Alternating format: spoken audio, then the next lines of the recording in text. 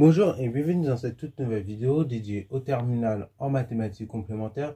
Dans cette vidéo qui normalement va être assez grosse, nous allons donc nous intéresser à la notion de loi uniforme. Donc là, posez-vous bien, prenez du popcorn et puis c'est parti mon kiki, je vous envoie dans cet univers concernant les lois uniformes. Alors déjà, on va distinguer parmi les lois uniformes deux types de lois uniformes. Les lois uniformes sur 0,1, ensuite les lois uniformes sur l'intervalle AB.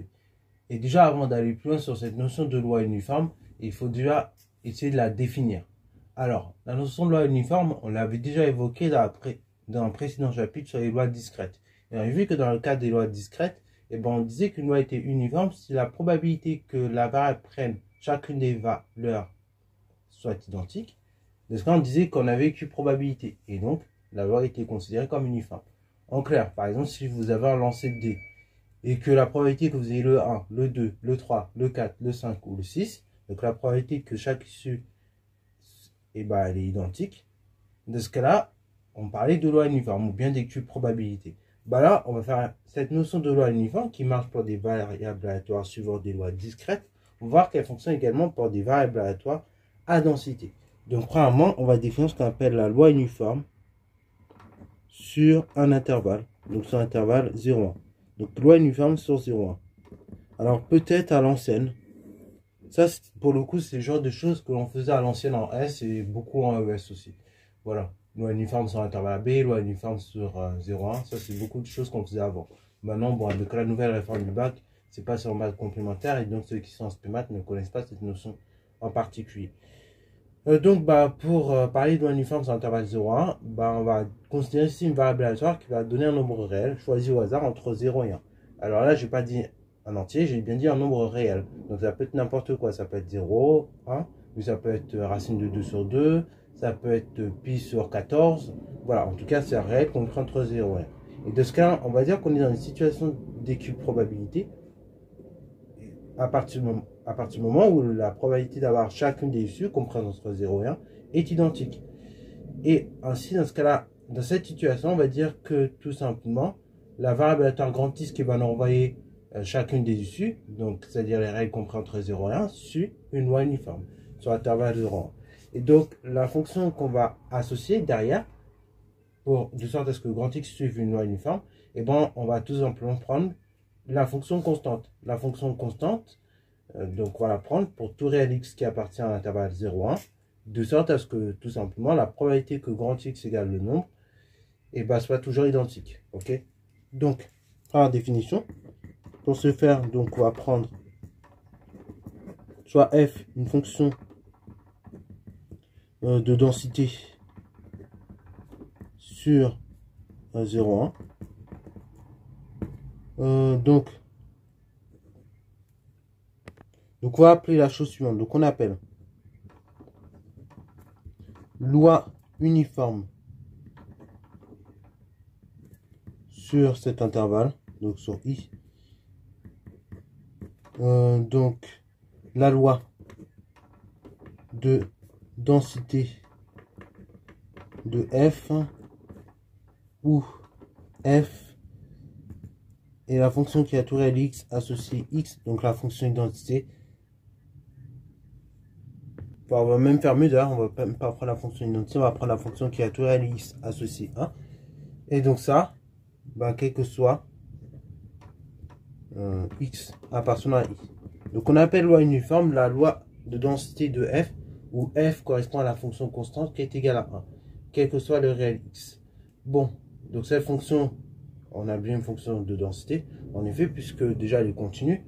Une fonction qui est constante, c'est une fonction affine, donc continue sur R, donc continue sur un segment de R, donc en particulier sur 0,1. Deuxièmement, elle est positive, puisqu'à tout réel x, ça va nous associer 1, et 1, c'est positif. Et enfin, tout simplement, l'intégrale entre 0 et 1 de la fonction qui a tout réel x associé 1, en particulier sur l'intervalle 0,1, sera égal à 1. En clair, ça va donner l'air d'un carré de longueur 1, ok, de longueur le côté 1. Pour que vous imaginez un peu la chose, donc là on est dans un repère, donc l'axe y, l'axe x, donc là j'ai une unité en abscisse, et là j'ai une unité en ordonnée, là. Ok, et tout simplement si je prends sur intervalle, donc là, 0,1, la fonction constante qui a tout réel x appartenant à l'intervalle 0,1 va associer 1.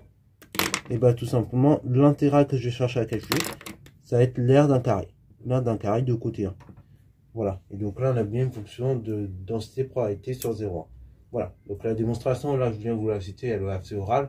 Mais il n'y a pas nécessairement besoin de tout écrire. En soi, elle se voit assez... Visuellement, ça se voit assez bien. Alors, maintenant, deuxième propriété, ça va être pour calculer les probabilités. Ok. Donc ça, c'est une autre propriété, pareil. Ça se voit assez facilement. Il n'y a pas nécessairement besoin de la démontrer. Donc on va dire soit le couple CD appartenant à I.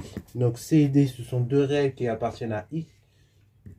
Dans ce cas-là, si grand X, c'est une variable aléatoire qui suit une loi uniforme, donc la loi donnée par la fonction f qui est égale à 1 sur 0,1.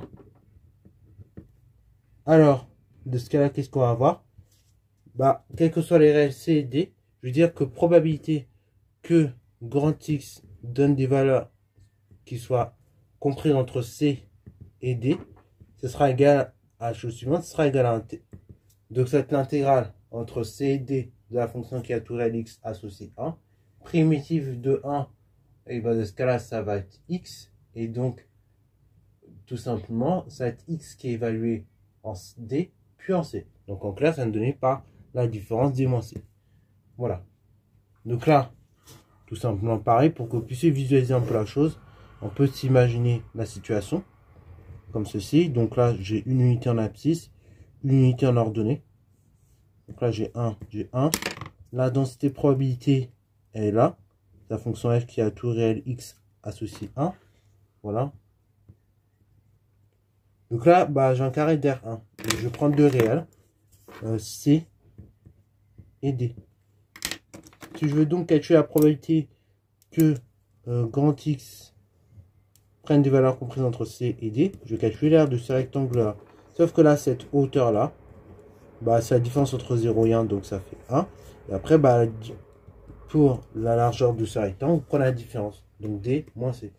Et donc ça me donne et justifie cette formule-là. Donc soit vous la voyez d'un point de vue géométrique, la formule. Ok. Donc D moins C, il a 1. Ou soit vous la voyez d'un point de vue purement algébrique. Bah, arrivé un moment, bah, on a conclu même à cette formule-là. Ok. Alors peut-être petit exemple pour que vous puissiez visualiser. Alors, pour que je vous dédramatise un peu tout ça, je vous propose qu'on puisse visualiser ça sur un exemple. Parce que c'est vrai que c'est un peu trop théorique peut-être. Toutes ces propriétés annoncées d'un point de vue oratoire. Donc, bah, un exemple d'application de la loi uniforme sur intervalle 0,1, bah, c'est tout simplement le fait que, par exemple, on est dans une salle d'attente. Ok, on est dans une salle d'attente et donc on va dire que tout simplement, dans une salle d'attente, on va s'intéresser à faire une étude statistique. Et donc, on a fait une étude statistique et suite à cette étude statistique, on a vu que le temps d'attente était complètement aléatoire et varié de manière uniforme au bout de 1 heure maximum. Ok, donc au minimum on attend 0 et au maximum on attend 1 heure. Et on varie de le temps d'attente, donc au sein du temps d'attente, il est complètement aléatoire. Mais tout de même, même si c'est aléatoire, il reste uniforme.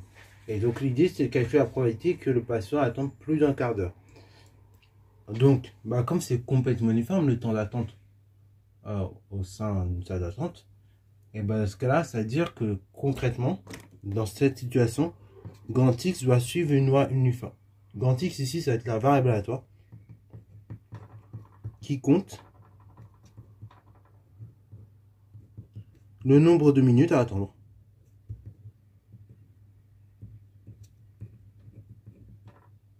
Ok.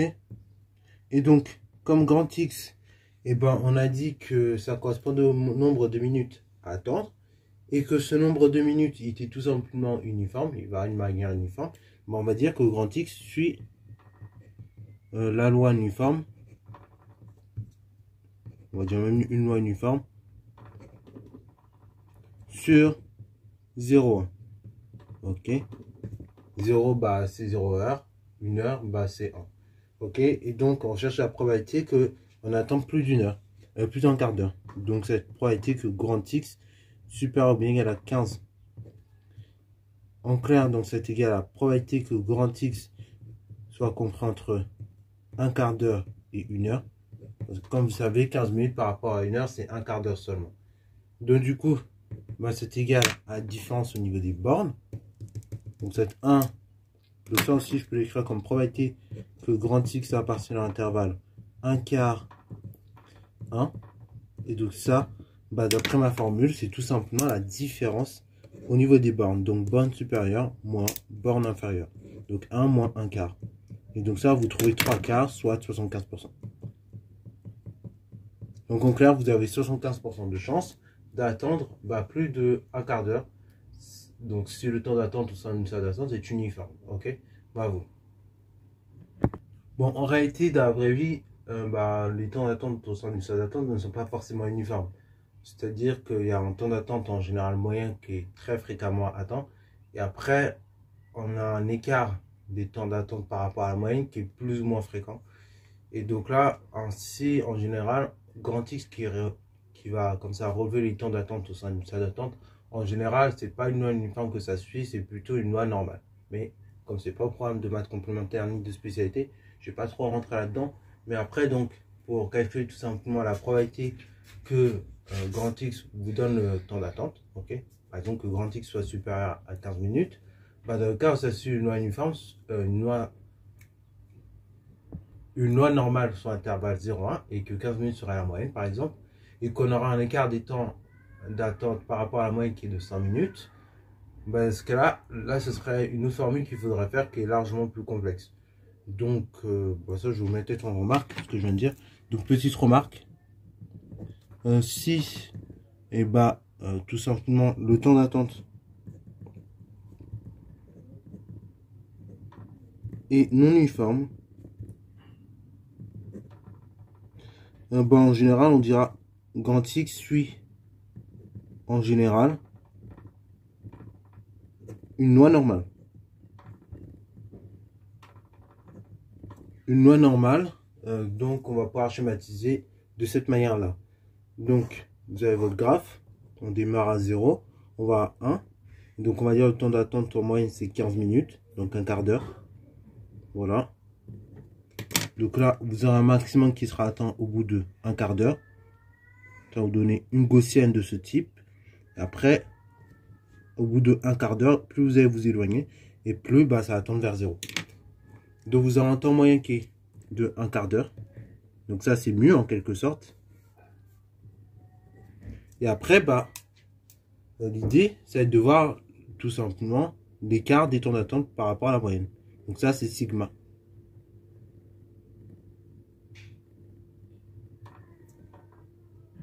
Et en général, votre loi normale, donc mu, on appelle ça aussi l'espérance dans le cas d'une variable aléatoire. On va la caractériser par ces deux éléments-là. Deux paramètres. Donc mu, sigma. Ok. Donc.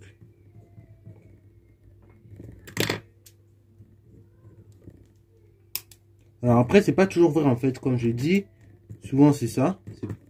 Les lois normales. Souvent, quand on n'a pas des choses uniformes et qu'on a des choses qui sont très centrées autour de la moyenne, donc des variables aléatoires qui vont prendre des valeurs très fréquemment autour de la moyenne, puis après qui vont se disperser comme ça de la moyenne avec des probabilités de plus en plus faibles, souvent on parle de loi normale. Et après, c'est pas toujours vrai, c'est-à-dire qu'on peut très bien aussi avoir d'autres lois qui vont s'appliquer. Moi, je ne connais pas toutes, mais il y en a beaucoup. Des lois de probabilité, il y en a beaucoup plus que vous ne le pensez. Et après, pour calculer des probabilités avec une loi normale, là, déjà, la fonction qui va suivre la loi, c'est la fonction donnée par cette gaussienne. Ok. Et la fonction qui est donnée par la gaussienne est assez compliquée. Donc, je la donne quand même. Donc, ça, c'est CF, où F est égal à la chose suivante. Donc là, je vous donne la fonction telle qu'elle est, mais elle est super compliquée. Donc F, accrochez-vous, c'est une grosse expression. C'est donc 1 divisé par sigma fois racine carrée de 2pi exponentielle moins 1 demi mu moins sigma, x moins mu plutôt, divisé par sigma de tout au carré comme ceci. Ok, donc c'est assez complexe à étudier. Et après, bah, l'idée, c'est de trouver une primitude de cette fonction-là. Et ça va vous donner la probabilité, par exemple, d'attendre un quart d'heure, d'attendre plus d'un quart d'heure, d'attendre 1 heure, et ainsi de suite. Donc, en général, là, bah, comme on est sur une fonction exponentielle assez complexe, en général, on ne sait pas trop donner la primitive de cette fonction-là. Et donc, après, on demandera à l'ordinateur bah, de le faire pour nous en général. Mais sachez-le, la fonction qui se cache derrière une loi normale, c'est cette fonction-là. Ok. Et après, le point... Et après, donc, le point dont l'ordonnée, enfin, le point donc est ici, qui va correspondre à la différence entre mu et donc l'écart des écarts à la moyenne. Donc, ce point-là et ce point-là. Et bah, ces deux points-là que je mets en rouge, ça, on appelle ça les points d'inflexion. Donc, ça, c'est points d'inflexion, c'est les points où tout simplement la fonction, la dérivée seconde de la fonction va s'annuler. Et donc, en classe, ça va être le point aussi où la gaussienne, là, qu'on voit là, va changer tout simplement de convexité. Ok. Donc là, très souvent, on aura une convexité. Là, donc, on a une fonction qui est concave. Et après, arrivé à ce point-là, on a une fonction qui est convexe. Ok. Puisque tangentes qui sont situées en dessous de la courbe. Et après, et entre ces deux points-là, et ben, vous avez les tangents qui sont situés au-dessus. Donc, vous avez une fonction convexe. Ok. Donc ça, on appelle ça des points d'inflexion. Pour ceux qui ne se rappelleraient pas. Ok. Donc, bah, bon courage si vous voulez étudier cette fonction-là. Vous voulez bien montrer que, tout simplement, ce point-là et ce point-là, c'est bien des points d'inflexion. Et bah, il faut dériver 2 fois la fonction. Et après, bah, vous calculez tout simplement f évalué en sigma. Ok. Par mu moins sigma. Et vous voyez que normalement, ça doit faire 0. Voilà. Donc, bah, c'est tout pour cette partie-là. Donc, sur les lois uniformes, mais sur l'intervalle 0,1. Et pareil, du coup, là, je vous ai parlé de loi normale, bon, mais c'est pas au programme, ne dites à personne. Pareil aussi, en termes de loi normale, pour finir cet approfondissement-là et cette sortie de cadre, vous pouvez aussi l'obtenir via vos calculatrices. Voilà, comme ça va terminer vraiment là-dessus. Vous allez dans seconde, ensuite vous faites distribution, vous faites seconde, distribution, et donc là, vous voyez, vous avez 2 choses sur la loi normale. Donc, normale f de p, donc ça va être la fonction de répartition, et donc ça va être la fonction qui va vous permettre d'avoir la probabilité en n'importe quel réel. Et ça, donc, ça va être la fonction de répartition de la loi normale. Ok, vous voyez le délire. Bon, et après, bon, on a plein de choses ici avec la loi normale, mais que je ne vais pas forcément rentrer dedans. Voilà. Donc, loi normale, vous en servirez beaucoup si vous continuez à faire des maths par la suite. Notamment, je pense, dans le domaine médical ou physique. Ça peut servir aussi bah, dans les deux, enfin, surtout dans les domaines scientifiques, SVT, physique. Ça peut servir aussi en ingénierie parfois. Mais bon, si vous voulez faire ingénieur de ce que... Enfin après, quoi qu'ingénieur, c'est vaste. Hein. Quand on est ingénieur, on pense toujours maths physique, mais on peut faire ingénieur aussi dans l'agronomie, des choses comme ça. Donc bah, ça peut servir aussi. Voilà. Ça peut même servir bah, dans tout ce qui est économie aussi, les gaussiennes, tout ça. Voilà, bien que ce soit des ordinateurs qui le fait, mais c'est toujours bien de comprendre la logique et ce qui se cache derrière une gaussienne. Alors d'ailleurs là, depuis tout à l'heure, je parle de gaussienne, mais peut-être vous vous demandez pourquoi je dis c'est une gaussienne. Bon, déjà gaussienne parce que c'est lié à la forme de la courbe qui représente une loi normale, et deuxièmement gaussienne parce qu'en fait c'est le mathématicien Carl Friedrich Gauss, donc qui est un mathématicien allemand si je ne me trompe pas, qui au cours du 18e voire 19e siècle a découvert cette notion de loi normale. Et c'est cette notion de loi normale qui est utilisée par exemple dans les jeux, par exemple The Wall, mais plein d'autres hein, dont je ne me rappelle plus forcément le nom parce que je vous avoue, ça fait très longtemps que je ne me suis pas plongé dans ce genre d'émission qui, quand j'étais petit, me faisait fasciner. Je me rappelle, je crois que c'était tous les jours là, à 19 h sur TF1. Si vous avez une boule qui va tomber, ok, bah vous, elle va tomber du sommet. Et je ne sais pas si vous avez remarqué, mais les très grosses sommes sont placées vraiment sur les côtés. Pourquoi placer sur les côtés? Parce que la probabilité que la boule tombe sur les côtés est très faible. Et les sommes assez misérables, voire les pertes assez grosses, sont placées au centre. Tout simplement parce qu'on sait que la probabilité que la boule retombe au centre, après ça a été calculé hein, en fonction des... comment ça s'appelle ? Là, il y a 2 paramètres qui rentrent en jeu, en fonction bah, des piquets, des crochets, tout ça. Mais voilà, la probabilité que vous retombez au centre, en tout cas, ils ont fait en sorte que bah, ça soit assez marqué, assez grande. Donc c'est pour ça que les grosses sommes, elles sont sur les côtés. Et c'est très rare de gagner une grosse somme. Donc là, si vous gagnez une grosse somme, c'est entièrement lié aux probabilités. Mais c'est très faible, sachez-le. Et c'est là aussi qu'on retrouve par exemple dans de nombreux sujets comme la planche de Galton aussi. La planche de Galton illustre très bien bah, cette notion de loi normale. Ok, voilà. Donc cette notion de loi normale qui permet d'ailleurs d'apprendre plus ou moins la binomiale. Enfin, voilà. Donc on peut faire beaucoup de choses avec la loi normale. Donc la planche de Galton, pareil, je vais vous la montrer. J'avais fait une petite photo à la Cité des Sciences récemment, là, il y a un mois à peu près. Donc voilà, je vous montre un petit peu à quoi ça ressemble. C'est vraiment une gaussienne. Et bah, vous voyez les petites billes là. Donc c'est là où ça fait vraiment penser au juste prix. Qui vont tomber en très grand nombre au centre. Et après, en très faible portion bah, sur les côtés. Ok, vous voyez. Et donc là, pareil, planche de Galton, si je dis pas de bêtises, ça a été fait au 19e siècle. Ok, ça a été découvert au 19e siècle pour mettre en évidence la loi binomiale. Ok, et ses applications par la suite. Ouais. Bon, soit mes applications ont été trouvées par la suite justement à l'aide de ces mathématiciens, des découvertes qui ont été faites sur le sujet. Bon, passons. Maintenant, donc, revenons sur les notions de loi uniforme. Donc là, je vais présenter la loi uniforme sur l'intervalle 0,1. Maintenant, je vais vous présenter la loi uniforme sur l'intervalle AB. Ok. Donc, bah, c'est pas compliqué. Deuxième point, loi uniforme sur un intervalle AB. Bon, là, c'est un peu plus complexe, forcément, puisque là, on prend plus sur 0,1. Là, on va prendre vraiment sur l'intervalle AB. Donc déjà, la fonction de densité qu'on va prendre va également changer. Ça peut être la fonction constante. Là, ici, on va prendre une fonction qui est aussi constante, mais ça peut être la fonction qui est associée à tout réel x1. C'est la fonction qui va associer la chose suivante, écoutez bien, la fonction qui a tout réel x qui appartient à l'intervalle 0 AB. Donc, c'est la fonction qui va nous associer 1 divisé par b-1. Donc ça, c'est la fonction de probabilité, de densité de probabilité qu'on va choisir pour désigner cette loi uniforme sur l'intervalle AB. Ok. Donc, on va dire la chose suivante. Quel que soit x appartenant donc à l'intervalle i. Ok, appartenant à i qui est égal à l'intervalle AB. En clair. Où a et b sont des réels. Bah, la fonction qui a tout réel x associe 1 divisé par b-a, c'est tout simplement la loi de densité de probabilité qui suit la loi uniforme. Donc qui est une loi uniforme. Donc qui est une loi uniforme bien évidemment sur l'intervalle AB. Pareil, la démonstration un peu moins évidente, mais pour montrer que tout simplement on a bien une fonction qui est une densité probabilité et qui soit sur une loi uniforme, bah déjà il va falloir tout simplement premièrement calculer une intégrale. Ok, soit vous voyez ça d'un point de vue intégral, ou soit vous voyez ça d'un point de vue géométrique aussi.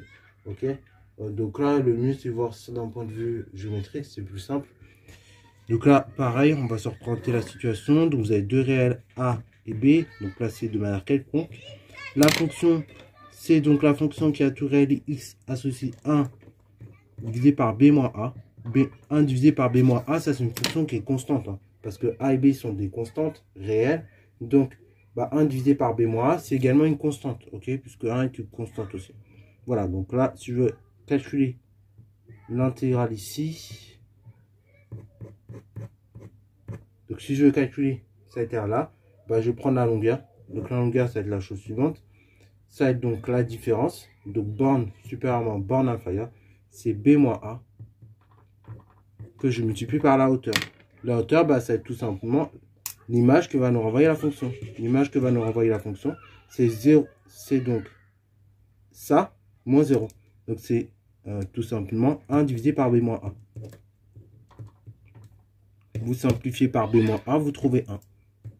Donc, on a bien une fonction de densité de probabilité. Pareil, bon, comme c'est une fonction affine en quelque sorte, puisqu'elle est constante, et bah, dans ce cas-là, forcément, elle est continue. BA constant, ok, B plus grand que A, donc B moins A, comme B plus grand que A, B moins A positif, 1 positif, le quotient est positif, donc j'ai une fonction qui est positive, continue, et dont l'aire sur la courbe, vous voyez qui est là, que j'ai calculé ici, est positive, ok. Alors parfois, donc la loi uniforme sur l'intervalle AB, on peut la noter aussi de la chose suivante. Donc on peut la noter de la façon suivante, c'est-à-dire union l'intervalle AB. Ok. Donc on la note parfois de la façon suivante, union donc l'intervalle AB, comme ceci. Voilà, comme ceci. Donc ça c'est pour désigner la loi de probabilité, qui est une loi uniforme sur l'intervalle AB. Bon, du coup, si grand X est une loi uniforme sur l'intervalle AB, on va donc pouvoir en déduire la formule pour calculer la probabilité que grand X appartienne à l'intervalle CD. Ok, va vouloir. Sachant que l'intervalle CD est lui-même inclus dans l'intervalle AB. Ok, vous voyez le délire. Donc, soit un intervalle CD inclus dans l'intervalle AB, ou de ce cas-là, donc ça c'est une propriété, où vous avez la chose suivante, donc A, B, C, D, à chaque fois ce sont des réels. Ok, donc A, B, C, D ce sont des réels, l'intervalle CD il est inclus dans l'intervalle AB. Et de ce cas-là, si grand X suit une loi uniforme sur l'intervalle AB, automatiquement on va pouvoir déduire une formule pour déduire la probabilité que grand X appartienne à l'intervalle CD. Donc si grand X est une variable aléatoire qui suit une loi uniforme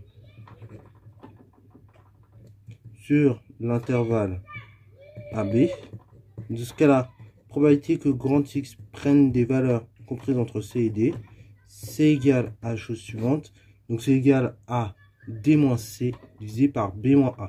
Alors, formule qui peut vous sembler bizarre, mais qu'on va essayer de montrer de deux manières. Donc, je vais vous la montrer d'appareil très rapidement, de manière géométrique, ensuite d'une manière calculatoire avec des intégrales. Ok, vous voyez dire. Bon, donc ça c'est l'idée. Alors, maintenant, donc comme je l'ai dit, on va essayer de montrer la formule que je viens de vous énoncer précédemment de deux points de vue. D'un point de vue géométrique et d'un point de vue algébrique. Donc, point de vue géométrique, donc là, on va à nouveau représenter la courbe qui représente la loi de densité. Donc 1 divisé par B moins A sur l'intervalle AB. Donc A, B. Je vais prendre C et D, deux réels inclus dans l'intervalle AB. Voilà. Et puis maintenant, je vais tracer la courbe. Ok, sur l'intervalle AB. Voilà l'idée. L'intervalle AB est un peu plus large. Donc ça, c'est la fonction de densité probabilité. Moi, je veux seulement la fonction de densité probabilité prise sur l'intervalle CD. Bon, qu'est-ce que je vais faire? Je vais tout simplement calculer l'intégrale. Ok, l'intégrale que la probabilité, enfin plutôt la probabilité que grand X soit comprise entre C et D. Donc, que votre probabilité soit comprise entre C et D. Vous allez donc prendre la chose suivante. D'un point de vue géométrique, c'est l'aire d'un rectangle. Donc, ça va être D moins C multiplié par 1 fois B moins A. Donc là, prendre des mots géométriques. Donc, première des mots géométriques, on va essayer de, donc on va dire que probabilité que grand X appartienne à l'intervalle CD, c'est égal à une aire, à l'aire du rectangle en vert. Ça, du coup, je vais dire que c'est égal à la chose suivante. C'est égal à une largeur fois une longueur. Ou une largeur fois une hauteur. Bon, vous voyez, c'est égal à une dimension fois l'autre dimension. Donc la première longueur, c'est D moins C. Multiplié par la deuxième dimension, c'est-à-dire 1 divisé par B moins A.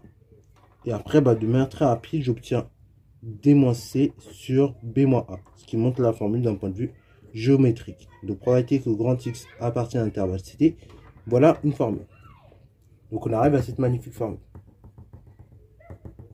Maintenant, d'un point de vue intégral, comment je peux l'écrire ça? D'un point de vue intégral, je veux dire que probabilité que grand X appartient à l'intervalle CD, c'est tout simplement égal à l'intégrale entre C et D de la fonction f. Tout bêtement.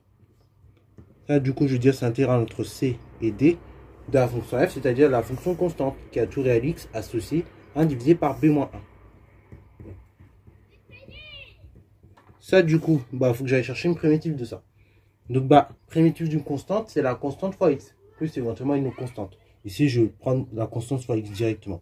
Donc ici, c'est 1 divisé par B moins A fois x. Donc en clair, c'est x divisé par B moins A. Évalué en C et évalué en D. Ok. Du coup, vous finissez le calcul. Là, cette primitive, vous l'évaluez en D d'abord, puisque c'est la borne la plus haute. Et après, vous l'évaluez en C, parce que c'est la borne la plus basse. Donc vous avez D divisé par B moins A, moins, du coup, C divisé par B moins A. Et donc, on trouve D moins C divisé par B moins A. Là, pareil, j'ai le droit de regrouper mes fractions sur le même dénominateur, puisqu'en effet, le dénominateur est identique. Donc, probabilité que grand X prenne des valeurs comprises entre C et D, bah, c'est égal à ça. D moins C divisé par B moins A. Alors ensuite, ce qu'on va chercher derrière, une fois qu'on a la formule pour établir la probabilité, une fois qu'on a la formule pour établir la probabilité entre C et D, suivant une loi uniforme, je vais chercher ce qu'on appelle la densité probabilité. Donc, enfin, la densité probabilité est plus particulière. Ici, donc, je vais chercher dans le second temps, non pas la densité probabilité, pardon, mais je vais chercher la fonction de répartition. Donc, la fonction de répartition, bah, c'est tout simplement la fonction, donc, telle que je puisse écrire f de grand X égale t, par exemple. Ok. Donc, bah, on va la démontrer directement. Donc, des mots. Donc, soit t appartenant à l'intervalle AB. Dans ce cas-là, bah, f de grand X égale t. Par définition, je veux dire, c'est probabilité que grand X soit inférieur ou bien égal à t. Comme A c'est la barre inférieure, bah, du coup, ça va être la probabilité que grand X appartient à l'intervalle suivant, intervalle AT. Ça, du coup, j'ai une formule. Je dis que c'est égal à la chose suivante. C'est égal donc à l'intégrale entre A et T de la fonction f. Là, du coup, je dis que c'est égal à la primitive à l'intégrale entre A et T de 1 divisé par B moins A. Bon, ça, du coup, on l'a fait tout à l'heure.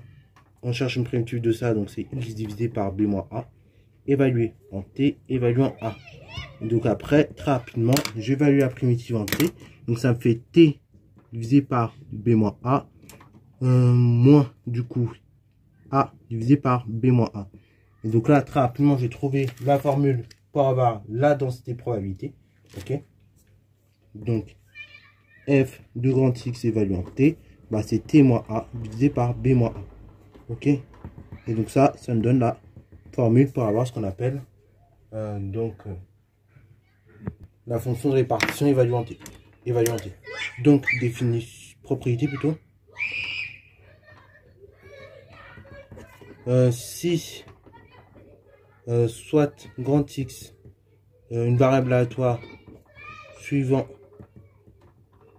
une loi de densité uniforme plutôt, une loi uniforme sera B. Dans ce cas-là, je vais dire la chose suivante. La fonction de répartition de grand X évaluant T.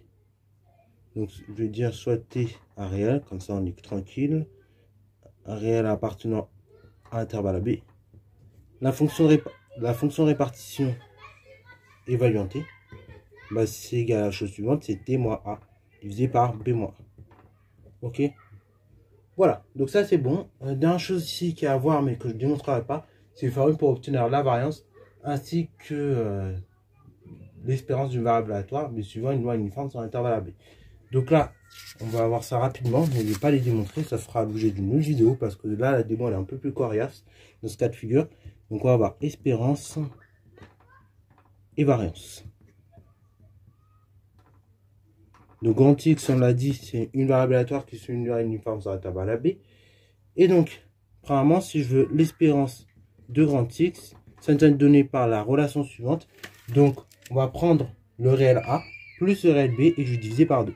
Donc, c'est A plus B divisé par 2. En clair, c'est le réel de départ plus le réel d'arrivée divisé par 2. En clair, c'est moyenne. Puisqu'en effet, bah, il n'y a pas de pondération. C'est-à-dire que sur l'intervalle AB, comme la loi est uniforme, bah, j'ai autant de chances de prendre la valeur A que de prendre la valeur A plus un réel. Et ça jusqu'à B. Donc, du coup, c'est A plus B divisé par 2. Ça, c'est pour l'expérience. Là, la formule vous semble peut-être assez naturelle, puisqu'en effet, c'est une moyenne classique. Là où la formule est un peu moins naturelle, c'est la formule de la variance, qu'on démontrera dans une autre vidéo également. Bon, bien que je montrerai aussi la formule de l'espérance comme ça, vous verrez d'où qu'elle sort quand même, mais d'un point de vue intuitif, elle ne nous semble pas très difficile. Pour la variance, c'est un peu moins intuitif. Alors, peut-être si vous vous souvenez de la formule de la variance dans le cadre d'une loi uniforme sur les variables aléatoires qui suivaient des lois discrètes, ça va vous aider. Puisqu'en effet, c'est à peu près la même formule. C'est B moins A au carré, divisé par 12. Là, vous allez dire, mais refait quoi? Enfin, qu'est-ce qui nous fait ce 12? Bon, bah justement, on va essayer de comprendre dans la prochaine vidéo. Ça sera l'objet de ma démonstration. On comprendra d'où qui sort ce 12. Ok? Parce que là, bon, c'est pas naturel. Ça, pour le coup, je vous avoue, même moi, quand j'ai vu ça la première fois, c'était pas naturel. Mais c'est après, quand j'ai fait la démo, là, j'ai compris pourquoi ça sort là. Donc, bah, je vous encourage. On fera la démo ensemble pour que vous puissiez voir d'où qui sort ce 12, tout simplement.